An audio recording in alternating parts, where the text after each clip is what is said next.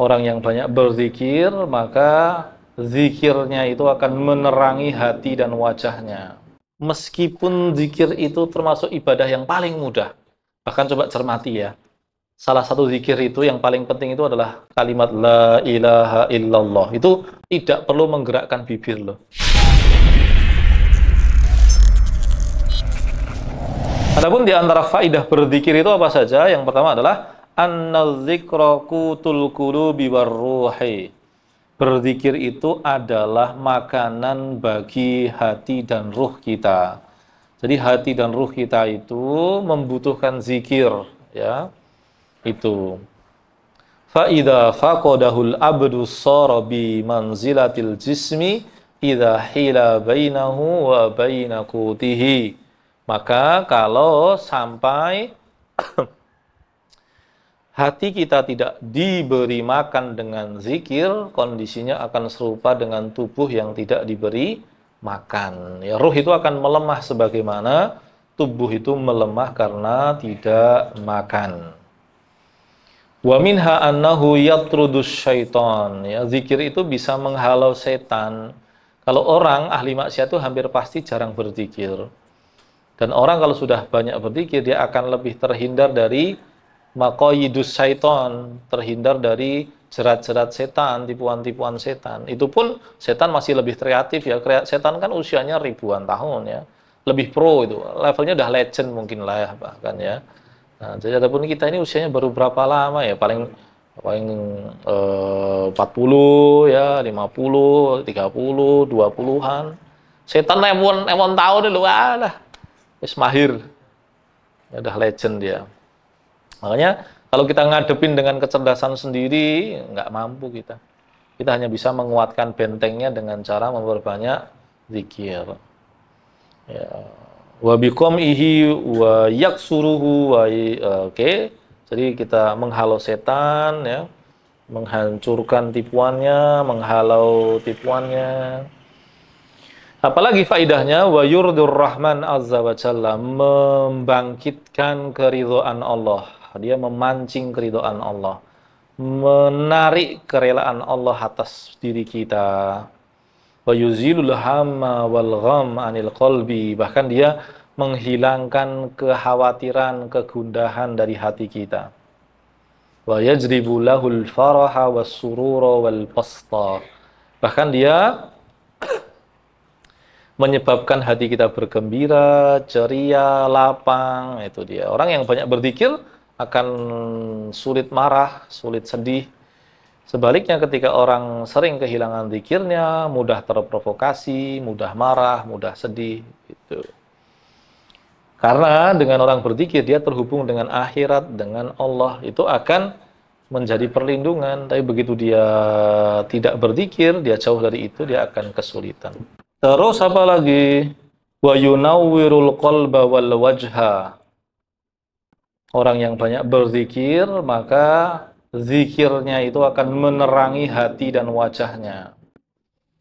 Orang yang banyak berzikir, wajahnya akan lebih cerah, lebih bergembira dibandingkan yang tidak berzikir. Wa yaksu dzakirul mahabata wal halawata wan nazrata. Dia akan membuat pelaku zikir itu, akan menaungi pezikir itu, akan memberikan kepada pezikir itu haibah, halawah, nazrah, ya, wibawa, tapi di saat yang sama rasa manis dalam hatinya, rasa ceria di dalam dirinya. Wa yurisuhu mahabbatallahi azza wa jalla, mewariskan cinta Allah kepada dirinya. Wa taqwahu, melahirkan takwa pada dirinya. Wal inabah ilaihi, dan membuat orang itu mudah kembali kepada Allah. Kalau orang terbiasa bermaksiat dan jarang berzikir itu, dia inginnya dia malah semakin jauh.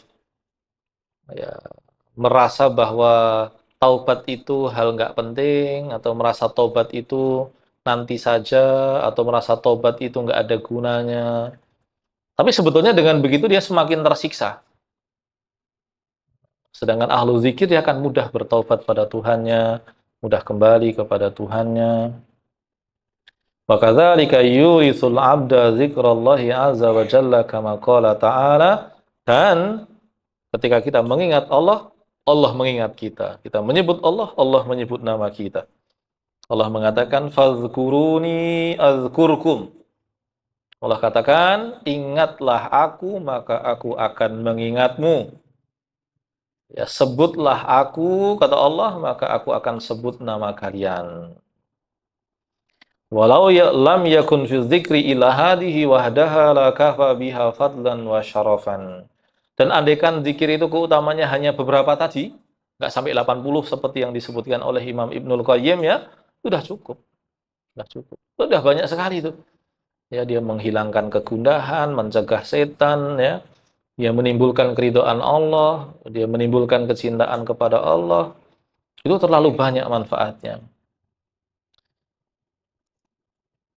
Wa yurisul qalba minal ghaflati wa yahtul khotoya, ya. Dan zikir itu bisa menghilangkan kesalahan-kesalahan itu, ya. Terus kemudian selanjutnya dikatakan wa ragma annahu min aisaril ibadat, tapi anehnya begini. Meskipun zikir itu termasuk ibadah yang paling mudah. Bahkan coba cermati, ya. Salah satu zikir itu yang paling penting itu adalah kalimat la ilaha illallah. Itu tidak perlu menggerakkan bibir loh. Nggak percaya, coba aja. Kan pasti pada nyoba kan. Coba ucapkan la ilaha illallah. Kan nggak perlu menggerakkan bibir kan.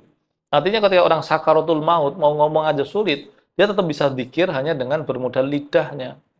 Bibirnya nggak gerak aja bisa gitu loh. Makanya kalau kemudian ada orang kok kesulitan, berarti memang selama ini dia tidak membiasakan lidahnya dengan kalimat itu. Ustadz Abu Umar Bashir itu seorang yang suka menulis novel tapi berangkat dari kisah nyata, lebih tepatnya bukan novel ya, tapi menceritakan banyak kejadian nyata, cukup bagus tulisannya. Nah, itu menceritakan dari beberapa buku yang berbeda loh. Itu kisah orang-orang yang su'ul khotimah.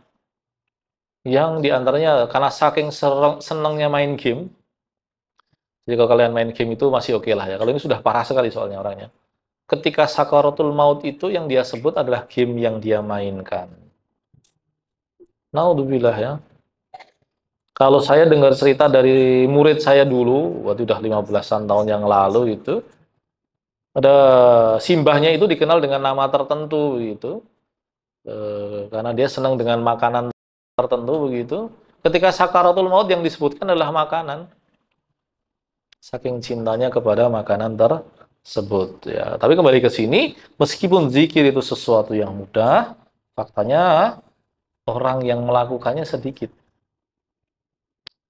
Fal ata wal fadl alladhi ruttiba alaihi lam yurattab ala ghairihi minal a'mal, ya.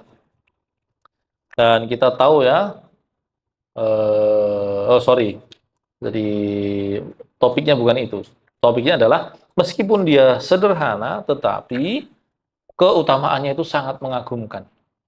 Keutamaan zikir itu sangat mengagumkan. Di dalam Sahih Bukhari dan Sahih Muslim, ini kitab hadis yang paling baik. Bahkan dikatakan sebagai asdaqul kalam, ya, atau ashahul kutub. Sebaik-baik perkataan atau sebenar-benarnya karya begitu atau tulisan atau buku, ya, setelah Quran itu, ya, Sahih Bukhari dan Sahih Muslim. Kalau disebutkan di dalam keduanya hampir pasti sahih. Kemungkinan tidak sahihnya itu kecil sekali. Itu pun ulama berbeda pendapat apakah betul-betul nggak sahih atau sebetulnya jalur yang lain yang tidak sahih itu. Tapi kalau kitab yang lain itu masih ada peluang ketidaksahihannya besar. Kedua kitab ini sebetulnya namanya Al-Jami. Al-Jami, As-Sahih, Al-Musnad. Panjang namanya itu, tapi paling mudah nyebutnya Sahih gitu aja, ya. Nah, di dalam Sahih Bukhari dan Muslim dari Abu Hurairah, semoga Allah ridho kepadanya, Rasulullah mengatakan, "Man qala la ilaha illallah wahdahu la syarikalah, lahul mulku wa lahul hamdu wa huwa ala kulli syai'in qadir." Nah, itu disunahkan, ya, untuk kita baca banyak-banyak. Ini yang apa?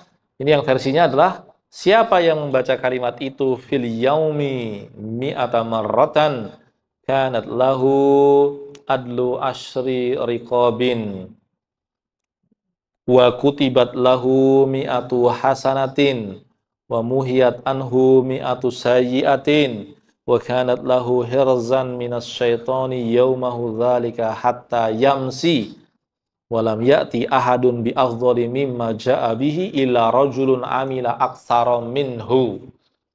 Nah, barang siapa yang membaca kalimat itu 100 kali dalam sehari, maka dia seperti membebaskan 10 budak, dituliskan baginya 100 kebaikan, dihapuskan darinya 100 keburukan, dia akan dilindungi pada hari itu dari setan.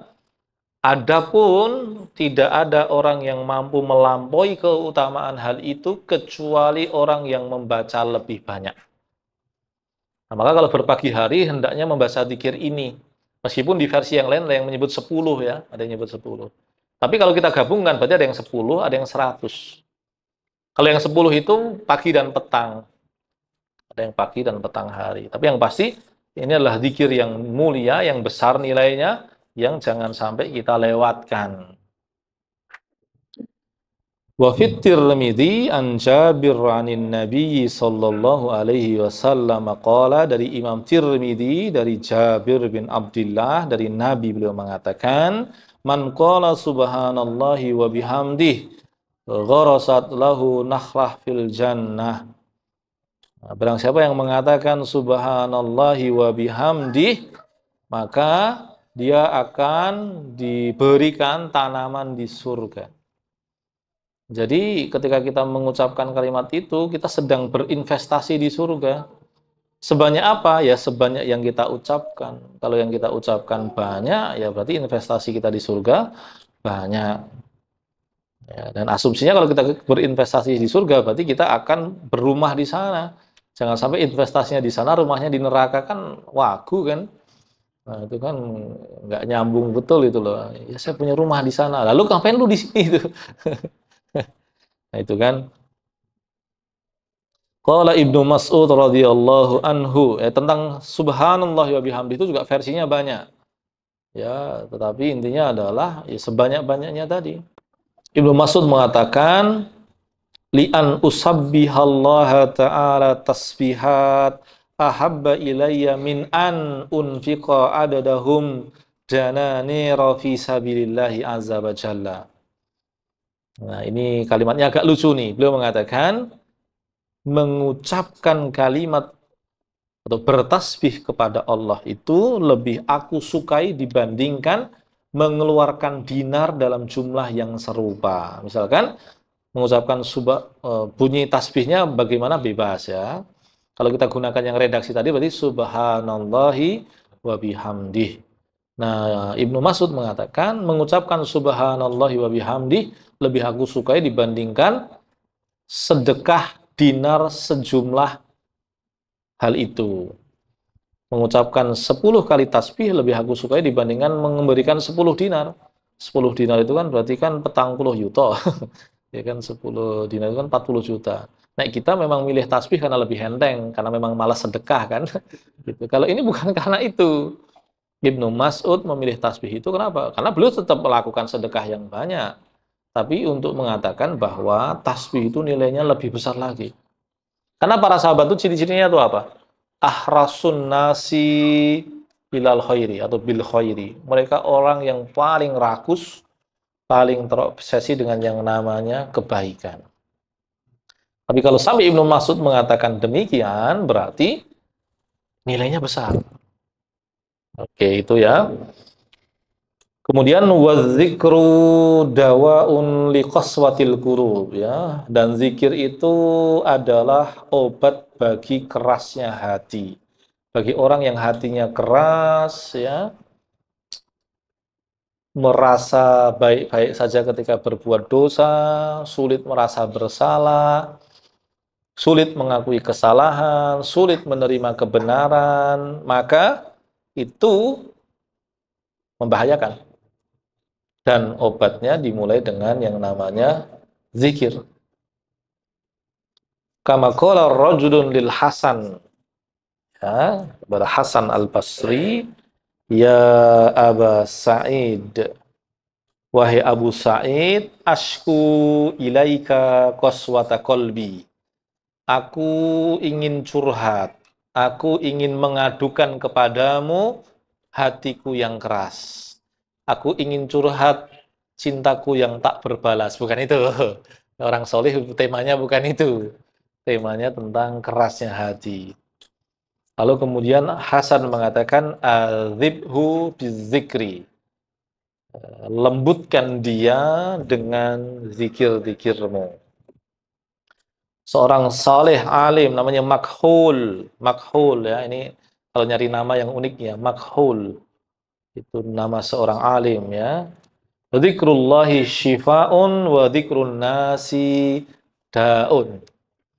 Menyebut, mengingat Allah itu kesembuhan, ketenangan, ketentraman. Sedangkan mengingat, menyebut manusia itu penyakit. Ya, kalau jatuh cinta, mengingat orang yang dicintai, nggak karuan. Pusing kan? Mengingat orang yang tidak disukai, nambah dosa.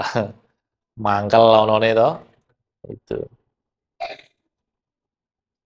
Qala rajulun li Salman. Ini Salman siapa nggak tahu ya, yang pasti bukan Salman Khan ya. Ini ayil a'mal afdol. Amal yang manakah yang paling utama? Beliau mengatakan, amma taqra al-Quran. Kamu tuh nggak baca Quran, boh. Emang kenapa? Iya loh, Quran mengatakan, wala dzikrullahi akbar. Dan sungguh mengingat Allah itu adalah yang paling besar. Kata akbar di situ tidak mensifati Allah, tetapi mensifati kata zikir, yang menunjukkan bahwa zikir itu adalah amal yang bernilai sangat besar. Bafi Sahihil Bukhari, ya, dalam Sahih Bukhari lagi ada riwayat an Abi Musa anin Nabi sallallahu alaihi wasallam qala masalul ladzi yadhkuru rabbahu wal ladzi la yadhkuru rabbahu masalul hayyi wal mayyiti. Permisalan orang yang mengingat Tuhannya dengan yang tidak mengingat Tuhannya itu seperti orang hidup dengan orang mati. Wah, ini berarti kan ekstrim kan perbandingannya. Misal antara orang hidup dengan orang sakit itu udah bentangnya jauh. Nah, ini dengan orang mati berarti kan jauh sekali. Wa fi Tirmidzi, dari Imam Tirmidzi, an Abdillah bin Bisr, ya, anna rajulan qala ya Rasulullah inna abwabal khairi katsiratun wala astati'ul qiyama bikulliha fa'ahbirni bima syi'ta atasabbatu bihi wala taksuru alayya fa'ansa. Wahai Rasulullah, pintu kebaikan itu banyak dan saya tidak bisa melakukan semuanya. Beritahu saya yang bisa saya lakukan, jangan terlalu panjang sehingga saya lupa. Ya, terus kemudian Rasul mengatakan la yazalu lisanuka ratban bidzikrillahi ta'ala.